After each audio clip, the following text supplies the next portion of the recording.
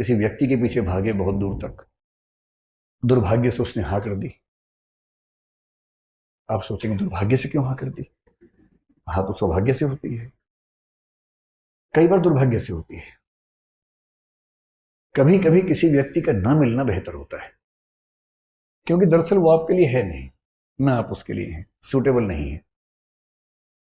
पर एक दौर में आप उसके दीवाने बने बने घूम रहे थे, किसी वजह से चेहरे का सौंदर्य देखा, आपको लगा इससे बड़ा सत्य क्या है ब्रह्मांड में, यही ब्रह्मांड का अंतिम सत्य है। इतना सुंदर चेहरा भगवान ने किसके लिए बनाया है? मेरे लिए बनाया है। और इस चक्कर में आप सुबह से रात तक पतंगे की तरह आगे पीछे दौड़ रहे हैं। अच्छा तो ये है कि वो कह दे कि भाई मेरे पास फुर्सत नहीं है, मुझे पढ़ाई करनी है, और आप चुपचाप पढ़ाई कर लीजिए। पर किसी किसी का दुर्भाग्य होता है, हाँ हो जाती है। और हाँ होना तो ठीक है। हिंदी साहित्य में बहुत रोचक कुछ लोगों ने उपन्यास लिखे। एक लेखक ने कहा, देखिए आप हिंदी फिल्में देखेंगे, हिंदी की फिल्में आमतौर पर स्ट्रगल क्या है कि जो नायक है, हीरो है, वो हीरोइन को प्राप्त करना चाहता है, और विलन के तौर पे आमतौर पे हीरोइन के पिता और भाई ही रहते हैं। कभी कभी कोई थर्ड पर्सन भी होता है जो प्रेम त्रिकोण का तीसरा कोण बनना चाह रहा है, ऐसा भी होता है। कभी कभी भाई या पिता वो नाराज हैं, ऐसा होता है। और पूरी स्ट्रगल ये है कि कैसे वो उनको कन्विंस करे। अगर फिल्म इमोशनल है तो वो अपनी होने वाली पत्नी के पिता को कन्विंस करने के लिए गांव में जाएगा, खेत में रहेगा, साथ में काम करेगा सारे, और फिर वो कौन सी फिल्म थी? रमैया बस्ता भैया। ये तो मैंने देखी ही नहीं, मैं तो दिल वाले फीलिंग से बोल रहा था। DDLJ देखी आप लोगों ने? वही है ना, इसमें शाहरुख खान, काजोल, अमरीश पुरी। हाँ, उसमें पूरी ताकत लगाई है कि मैं किसी तरह से इसके पापा की सहमति बना लूं, उसके बाद विवाह करूं, और उसने बना भी ली। अंत में मतलब वो ट्रेन पे है, सिमरन खड़ी है, और तब अंततः उसके पापा का हृदय परिवर्तन हुआ और पापा ने कहा जा सिमरन जा, जी ले अपनी जिंदगी, है ना। इससे क्या होता है, इमोशंस बहुत हमारे ओवर पावर करते हैं कि परिवार भी बच गया, रिश्ता भी बच गया। इससे अच्छा क्या है? विन विन है, परिवार भी रिश्ता भी। लेकिन ऐसे पापा फिल्मों में ज्यादा होते हैं, ऐसे पापा समाज में कम हैं। समाज में पापा बोलते हैं आ सिमरन आ, घर के अंदर बैठे शांति से, ड्रामा मत कर ज्यादा। तो लेकिन एक उपन्यासकार ने बड़ी अच्छी बात कही। उसने कहा कि कहानियां पढ़ के लगता है कि सारी स्ट्रगल विवाह तक की है, और हिंदी की फिल्मों का, अधिकांश फिल्मों का जो अंतिम दृश्य होता है उसमें हीरो हीरोइन की शादी हो रही होती है, मंडप सजा होता है, फूल बरसाए जा रहे होते हैं, और उसके बाद द एंड लिखा हुआ आता है। जबकि वो द एंड नहीं है, वो द बिगिनिंग है। क्राइसिस तो अब शुरू हुआ है। ये क्राइसिस नहीं है, इंटरवल है, 2-4 महीने का इंटरवल है जब चीजें ठीक लगती हैं। उसके बाद का जो क्राइसिस है, बड़ा क्राइसिस है। किसी एक व्यक्ति के साथ 24 घंटे रहना, उसकी बहुत सारी आदतें जो आपको नहीं अच्छी लगती, आपकी बहुत सारी हरकतें, आदतें जो उसे नहीं अच्छी लगती हैं, एडजस्ट करना।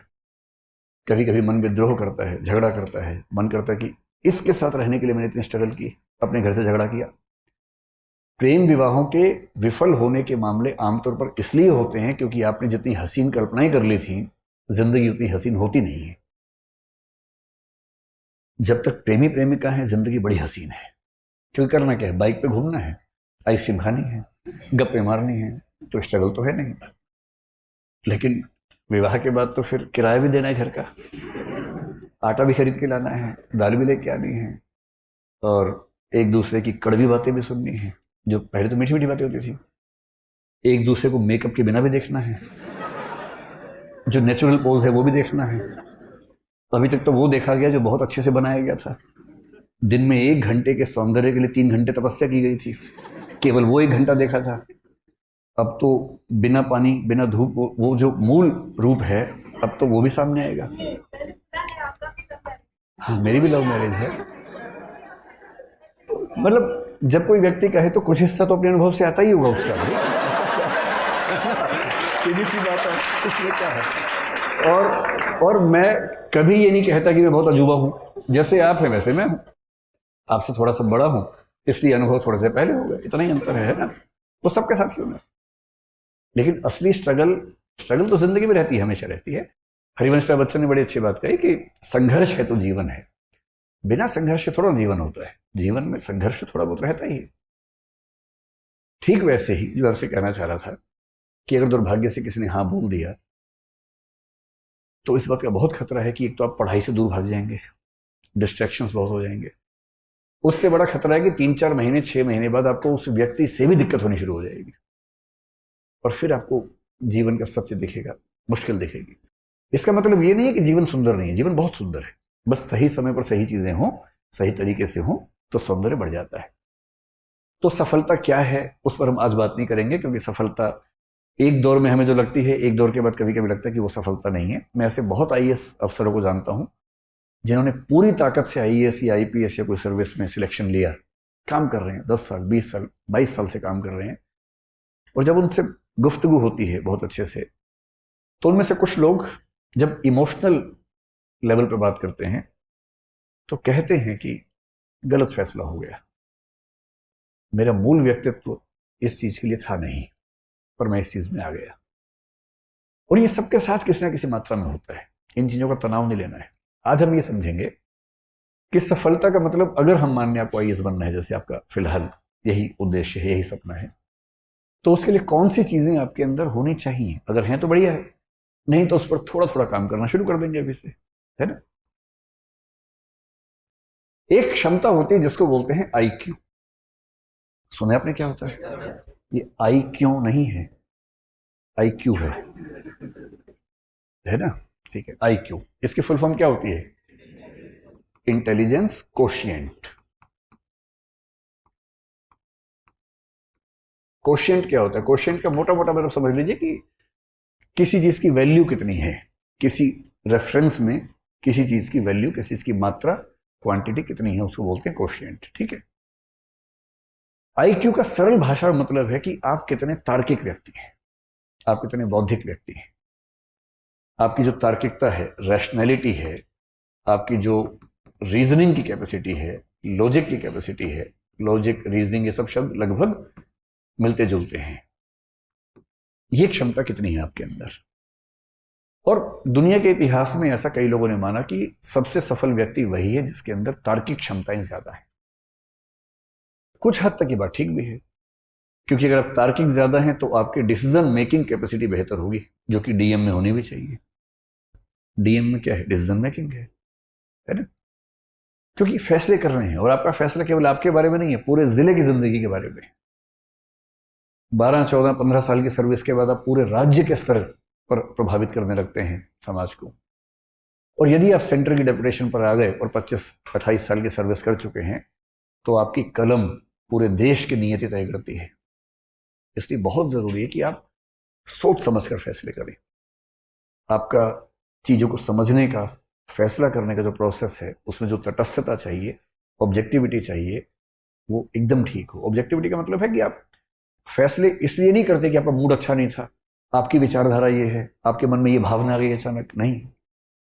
आप फैसला करेंगे तथ्यों के आधार पर, फैक्ट्स, आर्गुमेंट्स, और दुनिया के बाकी देशों में कैसे सिस्टम चल रहे हैं, बाकी राज्यों में कैसे चल रहे हैं, उन सबको स्टडी करेंगे।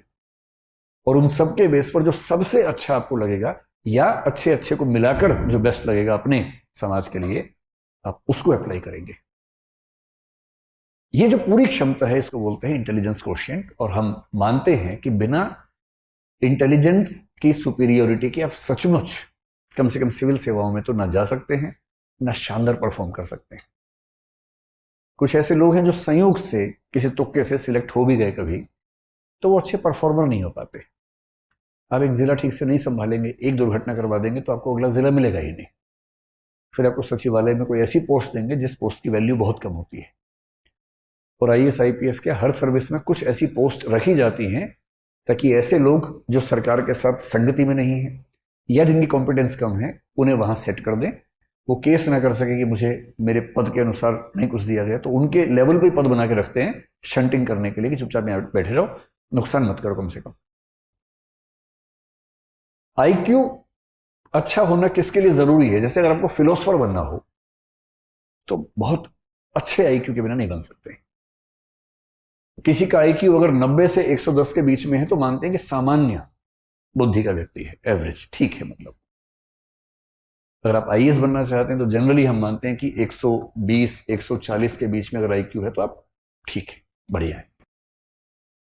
140 प्लस IQ किसी का हो तो इसका मतलब गिफ्टेड व्यक्ति है, बड़ी बात है। किसी किसी का IQ 200 भी होता है, एक दो व्यक्तियों को 250 के ऊपर भी देखा गया है इतिहास में, जो कि बहुत रेयर बात है। ये वही व्यक्ति हैं जो 5 साल की उम्र में 12वीं क्लास पास कर ली, 8वीं क्लास में किसी यूनिवर्सिटी में PhD कर रहे हैं, मतलब 8 साल की उम्र में, 9 साल की उम्र में। कभी सुना आपने ऐसा? ये वो बच्चे हैं कि 8-9 साल की उम्र में उनके दिमाग का इतना विकास हो चुका है कि जैसे एक बच्चे की कहानी में एक बार पढ़ रहा था, शायद अमेरिका यूरोप में किसी देश में था वो बच्चा, तो उसकी उम्र थी शायद 5-6 साल के आसपास। तो अपनी उम्र के हिसाब से जो क्लास होती है पहली दूसरी क्लास, उसमें बैठा हुआ था। सब बच्चे पढ़ रहे हैं, मैडम के साथ गाना गा रहे हैं एकदम, मैडम कह रहे टी से टोमेटो, सब बोले टोमेटो, ये सो रहा है आराम से। तो टीचर ने उसको बड़ा समझाया, पुचकारा, धमकाया कि भाई क्लास में पार्टिसिपेट करो, ये करता ही नहीं था। हालत ये हो गई कि स्कूल ने कहा कि भाई ये चल नहीं पाएगा। ये तो एडिसन के साथ भी ऐसा ही हुआ था। और बाद में जब टेस्ट किया उस बच्चे का IQ निकला 200 के आसपास, और तब पता लगा कि उस बच्चे का मेंटल लेवल 10वीं क्लास का हो चुका था, बिठाया था पहली क्लास में। अब बता रहे टी टोमेटो, उसका दिमाग जोमेटो भी सीख चुका है। जैसे उसको 10वीं क्लास में भेजा, मतलब वो 1 साल का क्लास जो है वो 1 महीने में आराम से कर लेता था। 8-10 साल की उम्र में यूनिवर्सिटी में चला गया, 12-15 में प्रोफेसर बन गया। अब है ऐसा IQ तो क्या करे, किसी किसी का होता है। और IQ में दिक्कत यह है कि IQ हमारे चाहने से नहीं बढ़ेगा। IQ में बड़ी मात्रा इस बात की है कि आपको जेनेटिकली, बायोलॉजिकली कितना IQ मिला। हाँ, एक रेंज के अंदर थोड़ा बहुत हम कोशिश से बढ़ा सकते हैं, लेकिन अभूतपूर्व परिवर्तन उसमें करना चाहें, आमूलचूल बदलाव करना चाहें तो नहीं कर सकते। तो अगर आपको मैथमेटिशियन बनना हो, जैसे रामानुजम का नाम आपने सुना होगा, है ना, तो रामानुजम होने की शर्त है कि आपका IQ बहुत ही खतरनाक स्तर पे होना चाहिए। बड़ा साइंटिस्ट बनना हो APJ अब्दुल कलाम जैसा, तो आपका IQ बहुत खतरनाक होना चाहिए। या न्यूटन या आइंस्टीन बनना हो तो IQ चाहिए बहुत ही खतरनाक। फिलोसफर बनना हो बहुत खतरनाक, जैसे हम भारत में शंकराचार्य का जिक्र करते हैं, 32 साल की उम्र में उनकी मृत्यु हो गई, जितने में अटेम्प्ट खत्म नहीं होते लोगों के। और ऐसी फिलोसफी देके गए हैं कि मतलब 1500 साल होने वाले हैं, कोई हिला नहीं पा रहा अब तक। 32 साल की उम्र में जिस व्यक्ति की मृत्यु हो गई, IQ कितना रहा होगा? उस समय IQ टेस्ट नहीं होते थे, सीधी सी बात है। होता तो मेरा ख्याल है कि 200-250 का मामला रहा होगा उनका। जब IQ बहुत तेज होता है ना, आप इतना तार्किक सोचते हैं, इतना दूर का सोचते हैं, इतना तेज सोचते हैं कि फिर आपके साथ काम करने में सबको मजा आता है। और PM क्यों नहीं चाहेगा कि उनके पास ऐसा एक चीफ सेक्रेटरी हो या ऐसा कैबिनेट सेक्रेटरी हो जिसका IQ बहुत शार्प हो, बात कहने से पहले समझ जाता हो, बात पूरी होते होते सॉल्यूशन सामने लाके दे देता हो कि ये सॉल्यूशन है इस चीज का।